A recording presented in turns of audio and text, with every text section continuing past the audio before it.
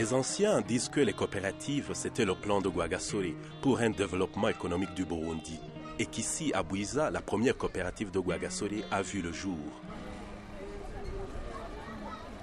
Rwagasore a profité pour monter ce type de coopérative d'une nouvelle législation qui permet de créer ce qu'on appelle des coopératives indigènes qui ont une gestion tout à fait autonome, donc sans contrôle de l'autorité tutélaire. Et c'est dans cette brèche-là que va s'introduire Rwagasore, pas tout seul, bien entendu, avec des aides, notamment de certains Européens bien introduits déjà dans le milieu des coopératives, mais aussi des Swahili.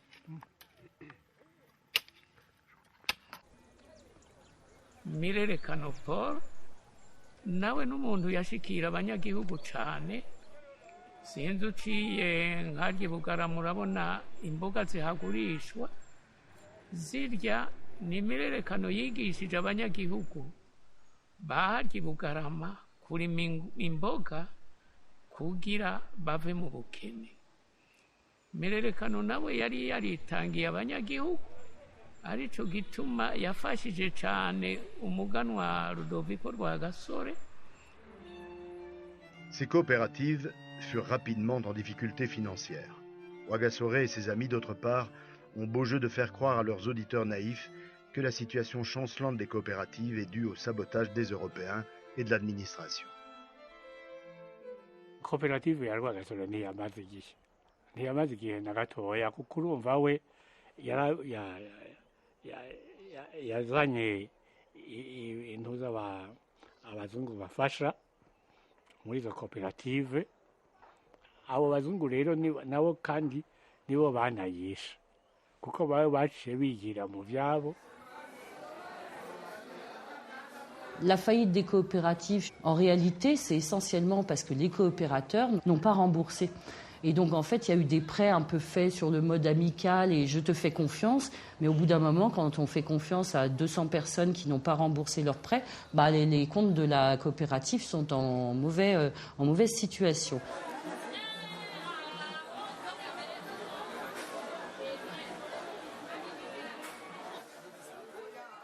Novuga nti abarundi ubwabo washaka nta nyungu nyinshi y'amafaranga y'ababo babonye muga biciza nuko Rwagasore ufatiye kuri amakoperative yarashoboye kumonta yashoboye gushiraho ico twokwita ideologie politique arongera agira naramenyana n'abantu baramwizigira inasize populaire yatumye vraiment yatumye n'ukuri umugambwe wiwe ucuje imbere.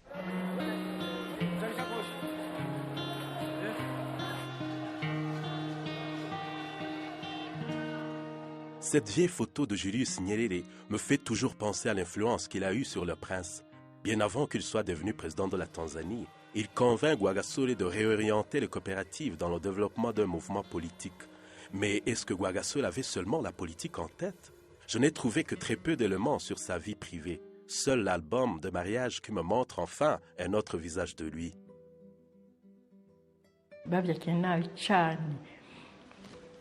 n'abashingantahe b'umuryango onkle baki baramubujije ubwo bwoko nta na rimwe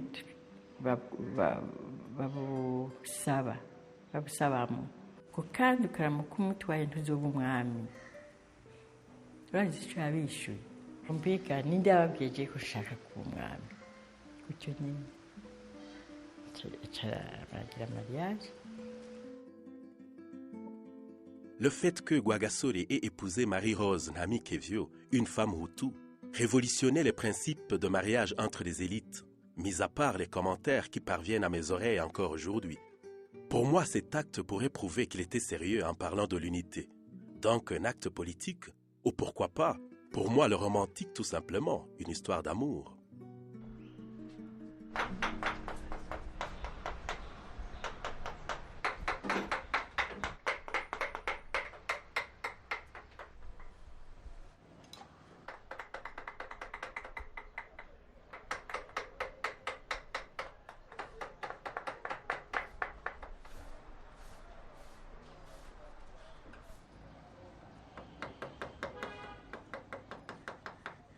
arandikira ibaruwa rezida amusaba yuko yokwemera tukagira umugambwe unité pour le progrès national, donc iprona, abadasigana.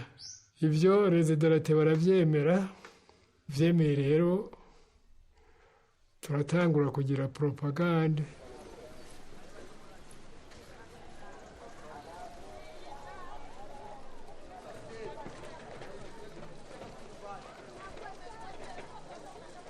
Finalement, à peine marié, le prince Rwagasore n'oublie pas son engagement politique. Il arrive à rassembler différents mouvements tels que l'UNAU et crée le parti UPRONA. Rwagasore établit la première permanence du parti UPRONA dans un quartier populaire à Buyenzi. C'est ici que je trouve des traces du passage de Rwagasore, car c'est dans cette maison qu'il mobilisa toutes les forces pour son idée d'indépendance. Elle est encore habitée par Wichuka, le fils du collaborateur swahili de Rwagasore.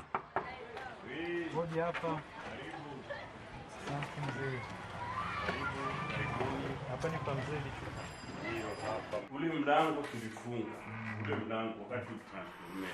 Ndio Rwagasore alikuwa anapita kule tuliweka mlango tukageuzia hapa, lakini hapa palikuwa mire. Buyenzi niyo hari biro bikuru bya iprona mu Burundi buzima, kwa Sarumu Bicuka kuri iryo gorofa.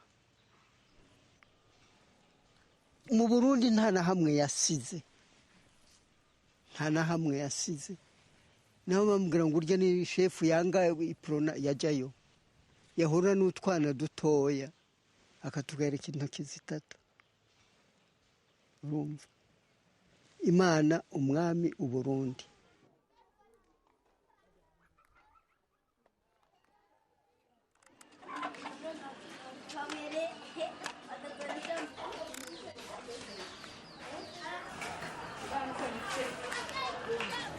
Dushinze iprona kugira ngo Uburundi bwikukire, twese twikukire, abahutu, abatutsi, abatwa, abaganwa, umwami n'abandi bose baba ngaha.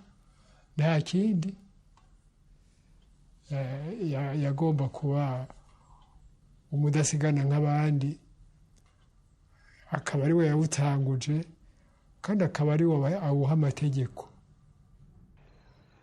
Ku by'ukuri nta nkeka umugambwe wa Rwagasore y'Uprona ni Rwagasore, nta nkeka n'imwe hari. Gusa Rwagasore yabona kure, yagira ati jewe ndi conseiller général, ni jewe nabagira inama. Rwagasore, il n'est pas tout seul. Faut pas le voir comme un type isolé qui réussit à tout déterminer et derrière lui, ils sont là que des lieutenants. Il y a des gens qui réfléchissent et qui eux aussi veulent l'indépendance. Et là, les autorités coloniales sont vraiment très inquiètes. Et donc la grande idée, c'est de faire devenir Rwagasore un chef. Et donc de le mettre dans une chefferie, parce que comme ça, il sera isolé de toute cette effervescence citadine et de toutes ces idées un peu subversives qui peut aller picorer à gauche à droite dans ces cités swahili, dans les bars, etc. Les habitants de Butanyerera m'ont fièrement dit que ces 3 arbres, signe de l'UPRONA, ont été plantés par Rwagasore lui-même, et ce monument se trouve à l'endroit où se tenait sa maison. Les archives belges, par contre, témoignent que l'éloignement de Bujumbura n'a pas empêché Rwagasore de poursuivre ses activités politiques. Naho kugira ngo baramujanye kugira ngo nduze ngo bamuhaye akazi, bambwiye ati ngo tembera mu gihugu ngo umwana w'umwami. Ico cari iki? Cari cyumviro gikomeye cyane cyo kumubuza gukora politiki. Hari uwo yaramubwiye ati Rwagasore nate politiki, mugabo ayitaye twebwe tuzomuha un fonds belge agire développement, abantu bateye imbere baronka amafaranga n'ibindi, mugabo mubuze kugira politique. Rwagasore possédait un sens politique et un charisme extraordinaire. Et il avait réussi à créer autour de lui, principalement parmi les jeunes et les femmes, une équipe de dévoués fanatiques. Pour tenir des réunions interdites, pour imprimer et distribuer des tracts, beaucoup d'entre eux prenaient incontestablement des risques, mais ils le faisaient joyeusement, rassurés d'ailleurs par l'extrême faiblesse de notre action répressive, faiblesse dont ils se moquaient. Bagenzanje nanje twifuza kwikukira bidatevye. ntihagire utwiyumvira uko tutari shaka ko mumenya wo muhanganye tugomba ko ubutegetsi bw'ababirigi bwerekana ko bushikiye ivyifuzo vyacu mu gihe bamwe mu bakozi babwo bikika mukiza kujyanisha abarundi.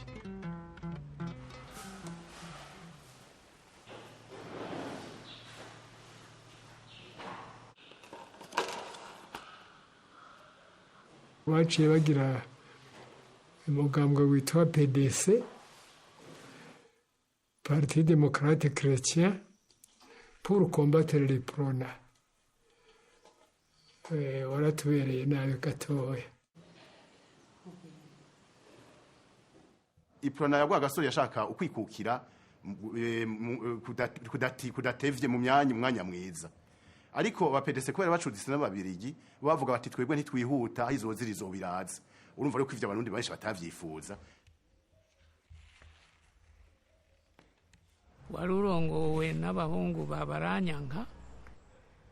Baranyanka rero mu baganwa batwaye mu Burundi, n'umwe mu baganwa b'u Burundi yakundwa n'ababirigi cyane. La création d'un parti Baranyanka, avec l'excellent attelage Biroli-Tindendereza, constituait la meilleure, sinon la seule possibilité de faire échec à Rwagasore. N'umuntu yaratonye cyane mu babirigi. Nico gituma n'abahungu biwe urabona baciye bakurikira iyo ragi. Yaratonye cyane kuko bagishika ababirigi bavuga yuko ari umuzungu w'umwirabure, ko ivyumviro vyiwe ari vyiza cyane. Ari naco gituma n'umugambwe w'abahungu biwe ababirigi barawufasha n'uburyo barawuha uburyo iyindi migambo itaronka. Le Parti démocrate chrétien, c'est un parti qui naît effectivement de la famille Baranyanka. Une des manières de voir les choses, c'est de dire mais pourquoi ils étaient amis, Biroli et lui, et que tout d'un coup, ils créent des partis qui sont disjoints. Bapfa ubutegetsi. Niyo abantu baba bakundana, ubutegetsi buratandukanya abantu.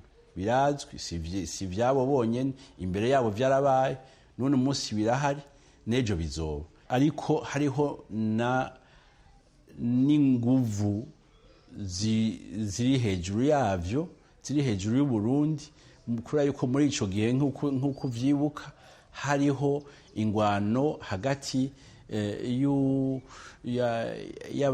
y'intara zagwanira ivyo bita capitalisme, hakaba n'izindi zigwanira communisme, vyahurira muri Afrika muri ico gihe. C'était donc son propre cousin, Joseph Biroli, celui-même avec qui il habitait à Bruxelles pendant ses études, qui devient maintenant son adversaire sur la scène politique.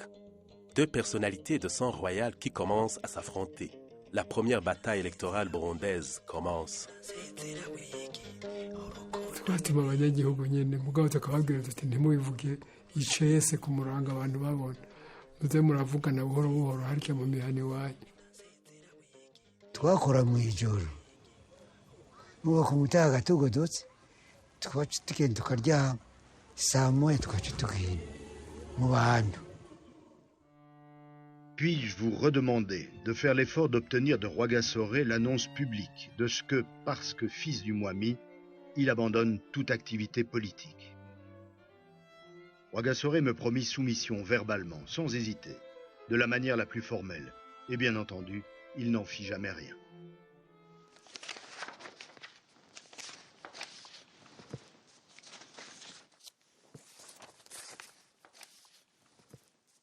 Mwambutsa se rendait bien compte que s'il voulait maintenir son pouvoir